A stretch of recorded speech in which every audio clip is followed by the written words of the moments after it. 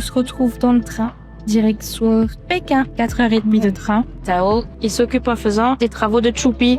Papa, il corrige des copies. Et les trains sont plutôt spacieux, il y a de la place pour les gens. Tout est propre.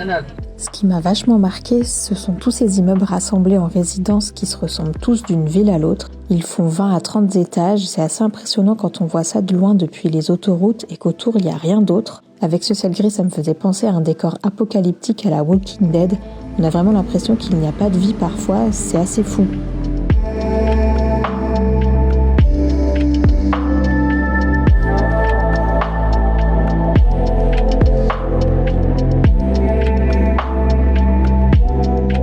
On arrive à l'hôtel, on peut déposer nos affaires, mais la chambre n'est pas encore prête. Voici l'état comment les gens l'ont laissé.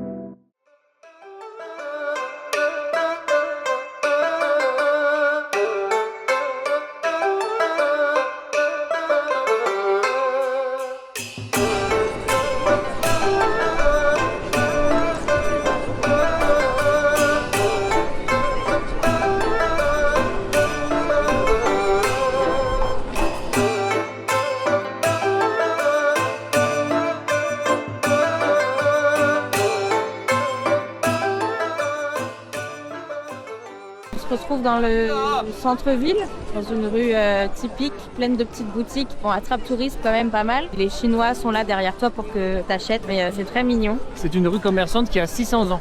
Ce qui est intéressant, c'est que quand même, parmi ces magasins très touristiques, il y a des enseignes qui ont elles aussi 600 ans. Alors évidemment, c'est plus les mêmes personnes qui sont dedans, mais parfois c'est la même famille qui a gardé en fait la boutique et puis ils perpétuent les traditions et ils vendent les mêmes produits qu'il y a déjà très longtemps. Ouais. Voilà.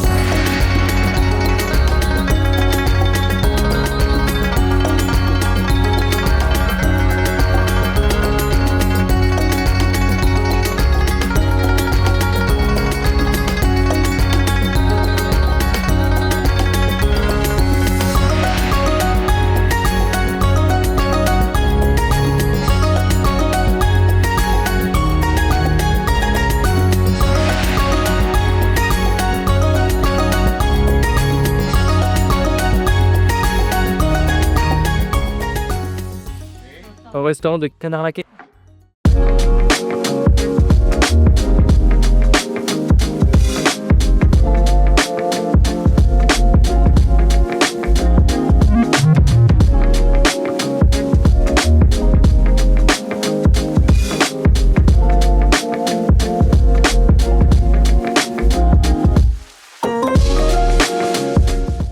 Ce matin, visite de la cité interdite. Il est à peine 9h et c'est déjà bondé de monde. Mais avec le lever du soleil, il y a des belles couleurs.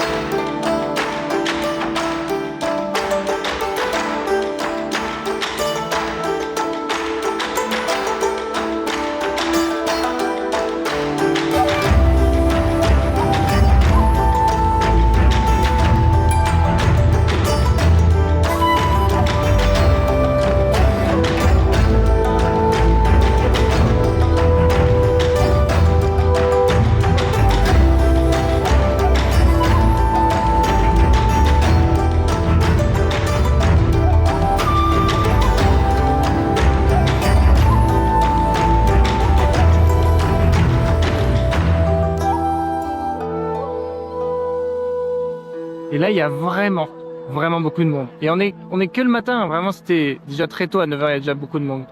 C'est très joli, hein, mais c'est vrai que c'est très grand. Il faut presque une journée si tu veux visiter chaque petit palais un peu partout. En fait, il y a pas mal d'antichambres qui se suivent, qui se succèdent. Et après, tu peux visiter le palais de la concubine, le palais de l'impératrice. Ensuite, tu vas avoir les jardins. Il y a différents temples. Après, ça finit par se ressembler quand même pas mal. Tu veux vraiment visiter sérieusement avec, je dirais, 4-5 heures quand même pour visiter l'ensemble de la cité interdite. C'est au moins ça qu'il faut. Au moins. Parce que nous, ça fait 4 heures qu'on est là. Après, on prend notre temps pour filmer, prendre des photos, mais je peux prendre toute la journée tranquillement, quoi. Et surtout, pensez à prendre à manger si vous avez faim, parce que en réalité, il y a quelques petits snacks à droite à gauche. Il n'y a pas grand chose à manger et être patient et être habitué aux foules, quoi. C'est vraiment beaucoup de monde. Et si vous venez avec un enfant, je vous conseille de prendre le Port-Bélieu parce que c'est plein de marches. Il y a des rampes de temps en temps, mais c'est pas forcément très accessible pour personnes à mobilité réduite et la poussette, quoi.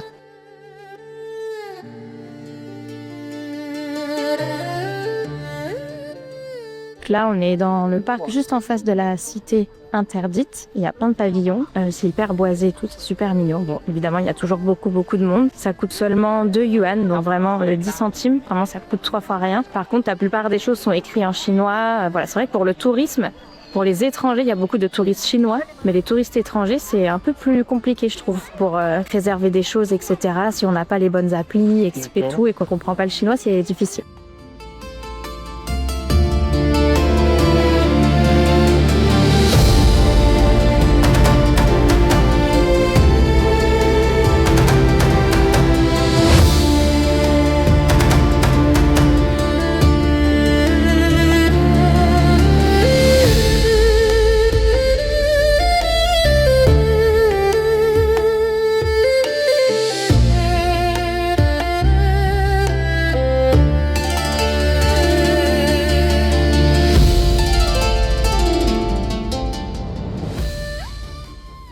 On va faire un tour de pouce-pouce dans la ville. La dame qui nous a le pagone, qui nous amène dans un traquenard. Mais on va voir ce que ça donne du coup. Ça fait 10 minutes qu'on la suit.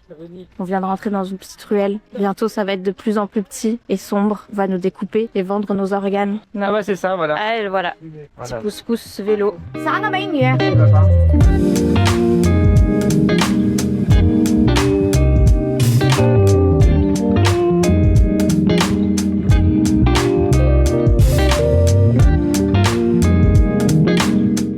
这 signifie ton grade officiel. Si tu as plus de route, plus on a, plus ton grade est plus élevé.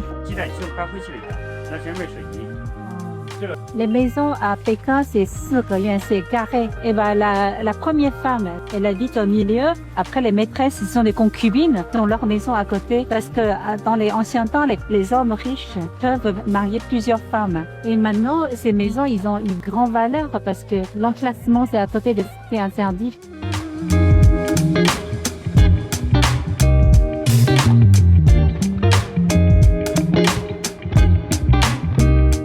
Après 2 heures de route, à peu près de voiture depuis notre hôtel de Pékin, on se retrouve à la muraille de Chine. Par contre, il fait tout brumeux, donc je sais pas si on va voir quelque chose. On va voir ça. Et sinon, avec Monsieur Tao, c'est un petit peu dur, hein, parce que tu dors pas assez, tu te couches tard. Du coup, il est tout ronchon tout le temps. C'est vrai que c'est pas évident, parce qu'on a beaucoup de choses de programmer et il manque cruellement de sommeil.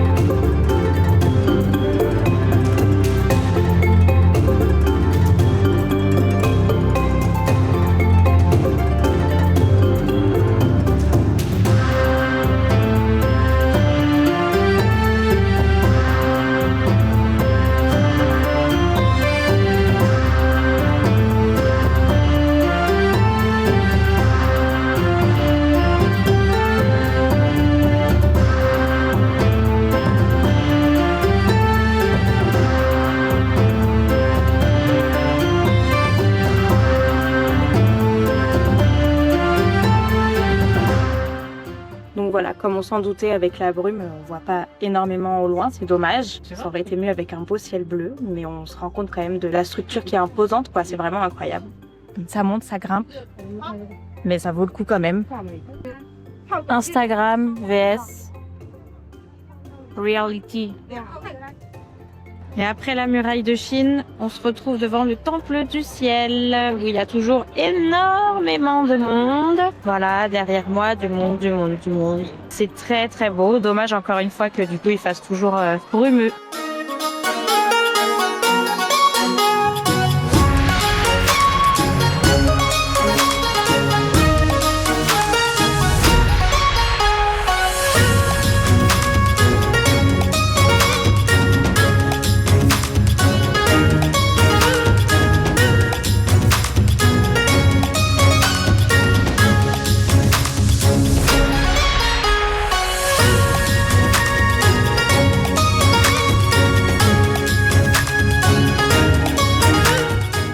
Dernier jour à Pékin et ce matin on se retrouve au Palais d'été qui est magnifique. Il y a un petit peu de brume ou de pollution, je sais pas trop, mais il y a quand même un ciel bleu et c'est super beau. Il y a vraiment beaucoup de monde pour être prêt à cette stimulation auditive, visuelle constante quoi. C'était une visite express parce qu'on arrivait un petit peu avant 11h et il fallait qu'on parte là parce qu'on va aller manger et faire notre check-out à l'hôtel parce qu'on a le train ensuite retour pour Shanghai. On n'a pas tout vu du tout mais c'est pas grave. Le Palais d'été est assez grand, vous prévoyez une bonne demi-journée au moins pour visiter tranquillement, surtout avec le monde. N'oubliez surtout pas vos pièces d'identité parce qu'à chaque fois pour réserver, il faut le passeport ou la carte d'identité. Et on n'a pas pu faire la place Tiananmen ni le mausolée de Mao Zedong parce que pour réserver, en rentrant nos noms de famille, apparemment, ça marchait pas vu que c'était pas en caractère chinois, ce que je trouve un peu étonnant. On n'a pas pu le faire, mais c'est pas très grave. On a vu quand même plein de choses.